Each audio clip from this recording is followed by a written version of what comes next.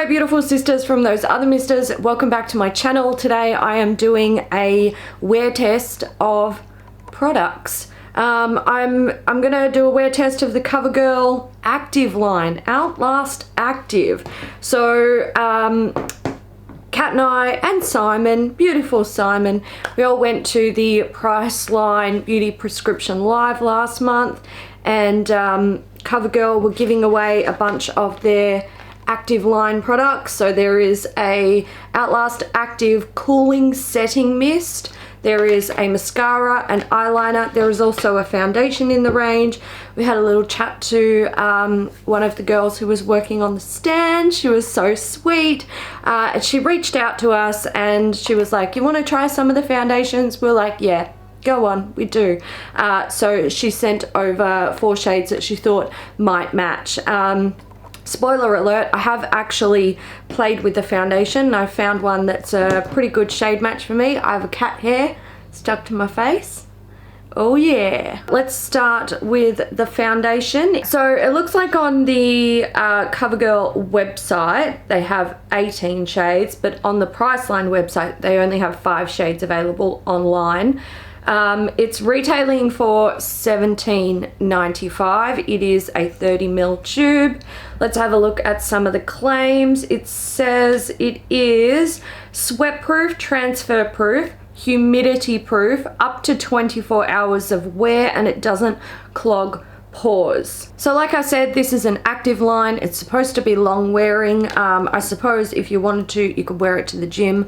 I don't go to the gym, so I'm not putting it to that sort of test, but I am going to wear it today, and I'm going to clean the damn house. I need to clean the bathroom, which means scrubbing the shower, the tub, and all of the cupboards top to toe, so I will be active to some degree. The shades that I have are 810 and 820. I also have 825 and 840, which is this one. So I'll swatch them all on my neck. I'll show them in comparison. I already know what color I am. Yes, I do have a rash on my neck. I'm very, very sorry. But that'll be a good demonstration of what this foundation can cover. This one here is 810. This one is 820. This one is, oh, where am I going? 825.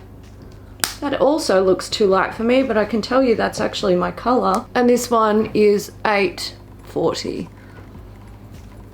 which I swatch very badly. However, I am trying to do this in reverse by looking at a screen. 840 would be a good summer color for me. So there's no primer in this range, which is fine with me because I just don't gravitate towards them these days. I've prepped my skin nicely. I am going to use 2 methods of application. I'm going to start with a brush. You can see the consistency is pretty standard for a foundation, so it's not super thin. I'm going to start with a brush. This is a Hakuhodo G5556, and I'm just going to pop this on half my face.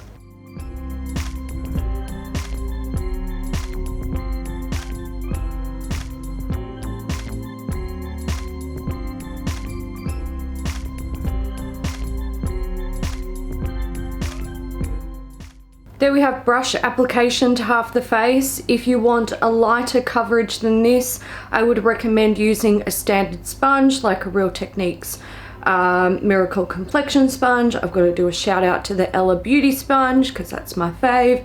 Could use Beauty Blender, whatever the hell you want, just a standard makeup sponge.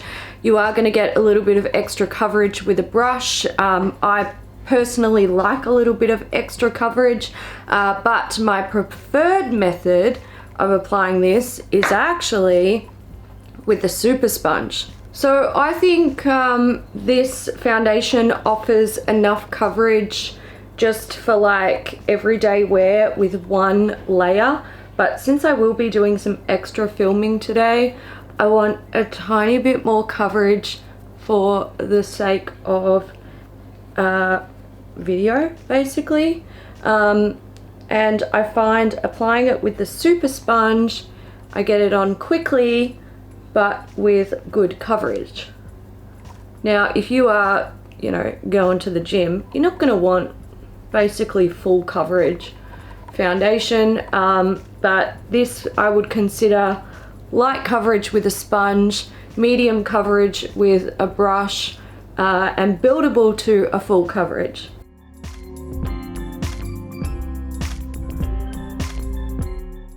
So this is one layer. I've got brush on this side, super sponge on this side. Let's get in close so you guys can see the texture of the skin. I do really like that this foundation offers coverage while still looking like skin. It doesn't look super thick on the face, which is great. And it doesn't really feel heavy or anything like that. I am going to build it up in a few places because I do want to film today. Let's see that redness on my neck. It's actually covered it really well, which is, you know, not always the case with foundations. Put a little extra on there. A little extra in my T-zone.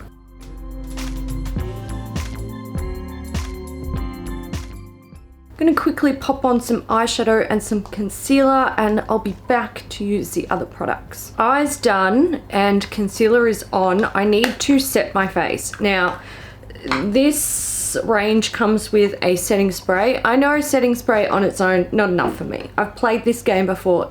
It doesn't end well for me.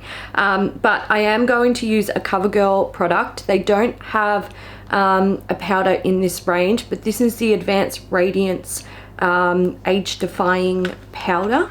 The packaging on mine is slightly different. It looks like they have changed it, but still available, still showing up online. So I'm going to use this just to set my whole face.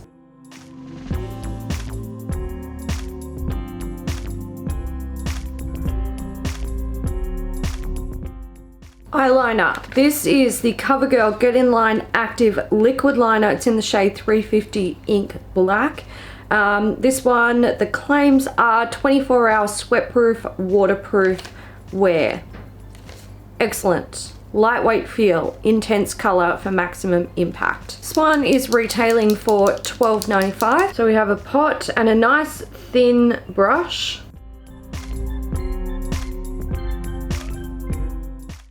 Oh, I'm gonna have to get closer to the mirror to fix that wing.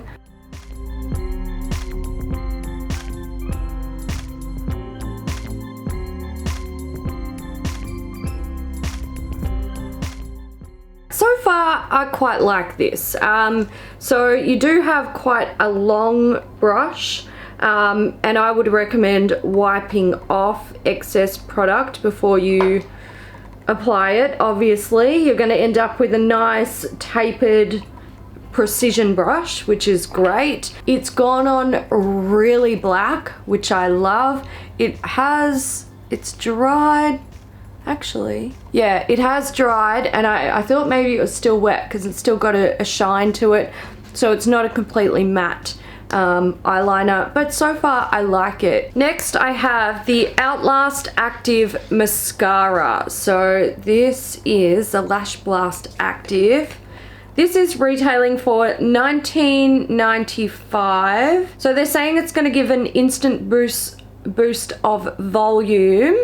24-hour wear that won't let you down. It's sweat-proof, smudge-proof, and clump-proof, but it doesn't say that it's waterproof, so there's that.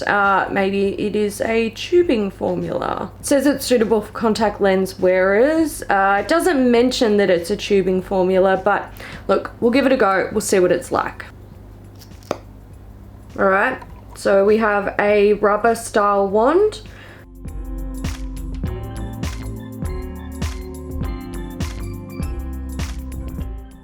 It is a wet formula. That's just with me blinking. Okay, so maybe try not to blink too much while it's drying. So my current reference for whether I like a mascara or not whether I like it or not, but whether it's like a bit of a standout for me, is comparing it to my Hourglass Caution Extreme Lash. That's kind of my favorite mascara at the moment. Now this one doesn't clump, it does define the lashes really nicely. However, it doesn't lengthen them as much as the Hourglass mascara. So it's not, you know, that's not a bad thing. It's just a thing. I'm gonna leave my eyes at that.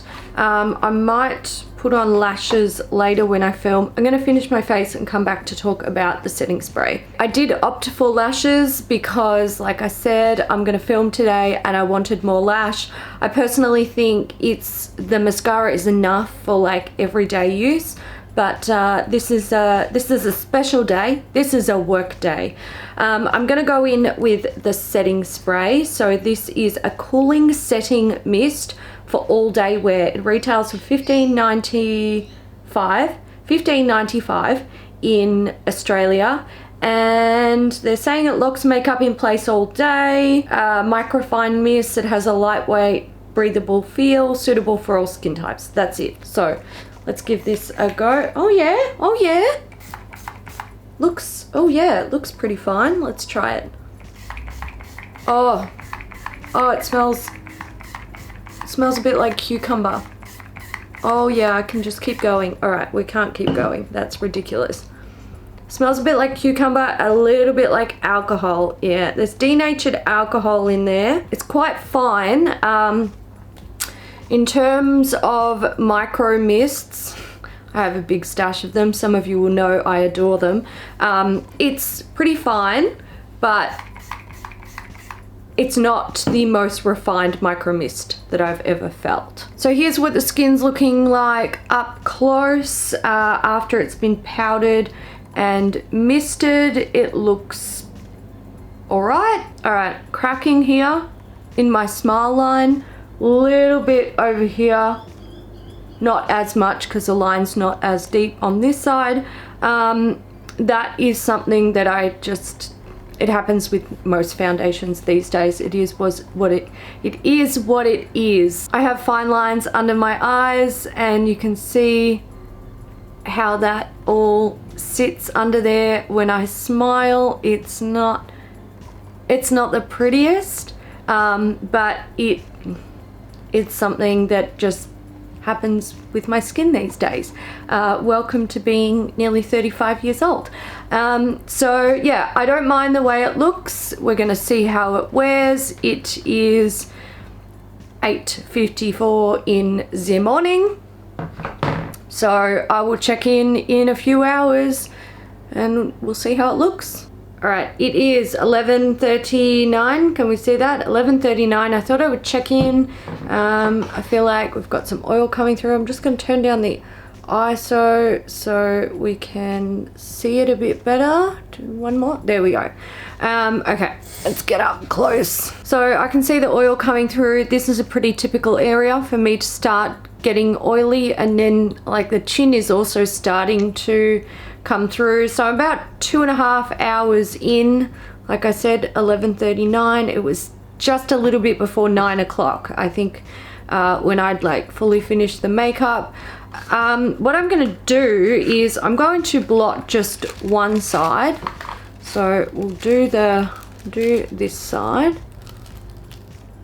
I'm just gonna blot one side and see how it sort of maintains throughout the day, and we'll just let this side, just let it go. Oh, and my lipstick's coming off. I had to change my lipstick. Did I wipe it off on this? Or no, I didn't. I must have eaten something and favored this side of my face. I didn't even realize. Touch that up. Yeah, I changed my lipstick because I wasn't digging it. I wasn't digging that dark red. Not necessarily the color. What the fuck? Oh, I don't know. That's okay. What I was saying about the lipstick, I wasn't digging the formula. I was sort of bleeding into the outer corners. I need to look at this closer up. I feel like the foundation is lifting just a little bit in that area there. And maybe a little bit around my nose, but it's touched up okay. It looks quite good in person. I would be happy to just, you know, wear it like this. I would blot it. This side is looking shiny. but it isn't breaking down. So something that my face often does to my foundation, if it's not a good long wearing formula, it will get oily like this and then it will get chunky, and it looks like my face is basically dissolving the foundation, but it's not doing that yet. It is shiny and it feels, I can feels oily. So, and there has been a tiny bit of lift of product. I don't know if you can see that. I'm not going to touch it because I suspect I'd be able to wipe that away at this point. It is 3:41. I thought I would check in again and show you guys what's happening. So this is the side that I have not blotted, and God, it's very, very shiny. This is the side that I have blotted. I am going to blot it again. Actually, first let's get a close look. So nothing's broken down, which is good. It does look like it's sort of disappearing over my pores even more in that area, but it's holding up pretty well.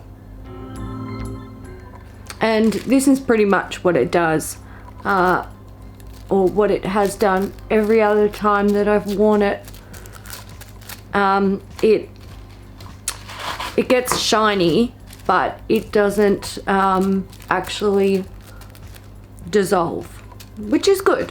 So we're coming up to about the 7-hour wear mark, and look, to be fair, I think it's held up quite well. The shiny, like, oiliness, that can be dealt with the blotting sheets, and you can see it doesn't look absolutely horrendous on this side. It's held up quite well. My bronzer has stayed on, my highlight has stayed on. This is not oil, this is highlight. So I'm pretty happy with that. I think I might just check in when I'm ready to call it quits and show you guys how it looks. It is 6:19 p.m. and I am calling it. I need to wash my face so bad. I have cat hairs on my chin and somewhere up here, and they keep tickling my face, but I can't see them.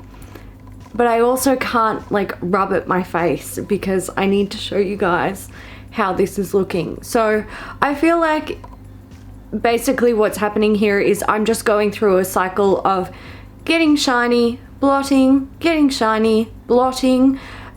This side is, look, it's really not looking too bad. When you blot away the oil, it starts to look okay. It looks fine. Yes, slowly the foundation is sort of wearing away. There is a little bit of foundation on the blotting sheet, but it's not a whole lot. And that's not unusual when you are blotting foundation. Oh my God, I have to wipe. I have to do it. As a cat hair, it's been driving me insane for like over an hour. That's what I get for trying to eat my cat. On this side, let's see if I can show you. Because I haven't been blotting the foundation, it is starting to break down. You can see all on my upper lip, it's not looking very nice. Here, not looking good. Down here, these are the first areas of my face to go. And I mean, you can see they're wiping it away. There's a lot of oil. There is a lot of oil there. Let's make this a little bit brighter so my skin doesn't look as bad. Still looks pretty shit, but that's all right. We'll manage. So I think my thoughts on this foundation are that it's not too bad. It doesn't prevent oil like coming through, but it holds up well when the oil does. So there are some foundations where they actually control oil quite well. They might not get oily for, you know, maybe 4, 6, some even 8 hours or longer. And then there are some foundations that will resist oil production for, you know, 8 hours plus, but once the oil starts to come through, it completely breaks down and the foundation is completely ruined. So what you've got here is a foundation that doesn't control oil, but it doesn't break down really easy under the oil. If you stay on top of it and maintain it with blotting sheets and maybe even a powder to like touch it up if that's what you like to do. You can probably, like the 24-hour claim, I would not be surprised if someone made a video showing that they could wear the foundation for 24 hours and make it look half decent. I'm not interested in wearing my foundation that way. Oh my god, seriously, cat hairs. I can't, guys. It's been driving me insane for so long. So yeah, I wouldn't be surprised if you can get really long wear out of this foundation. I don't typically wear my foundation for more than, you know, 10 hours. Sometimes I might do a 12-hour wear or longer if like I'm working during the day and then going straight from work out with friends for the evening, and I end up going out with Brian and we're dancing away until 6 or 7 a.m. in the morning. It happens occasionally, but not very often. And usually by that point, I don't give a shit what my foundation looks like. But I would say that if I was potentially having one of those nights, I wouldn't reach for this foundation because it does require the blotting and a little bit of babysitting. But if you are willing to babysit it, you are going to get a nice look out of it. I think this side of my face where I have been blotting, I think it actually looks quite nice. Even though I've got a little bit of lifting of the foundation, it looks like skin. It doesn't look thick, heavy, cakey, nothing. It looks nice. As for the other things, the mascara is fairly nice. It's worn well. It hasn't, you know, moved down my face. The eyeliner is still on, nice and dark. Look, my lash is coming off before the eyeliner is, so that's a good sign. The face mist, I really like the scent of it. I think the mister is not too bad in terms of fine misters. However, having denatured alcohol as the second ingredient, look, I'm 34, guys. I try to avoid stuff like that because I don't need help aging, okay? My skin is doing it just fine and dandy on its own, and things like denatured alcohol, it's one of the ingredients. If I can avoid it, I do. So there's that. If you don't have a problem with it, then you don't have a problem with it, but that's just my personal choice. All right, so that's it, guys. I'm gonna go first take off these lashes. Oh, this is always so satisfying. Yes, I feel free. Lashes off. I'm gonna go wash this face, try and get these stray cat hairs off my face. Oh my god, that is seriously what you get for trying to kiss your cat. He didn't want to be kissed either. It was forced kisses, and now I'm paying the price. I hope you guys enjoyed this video. If you did, give it a thumbs up, and if you've tried any of these products and you have feelings about them, feel free to leave your comments down in the comment section to let others know how you got along, and I will see you in the next one. Bye.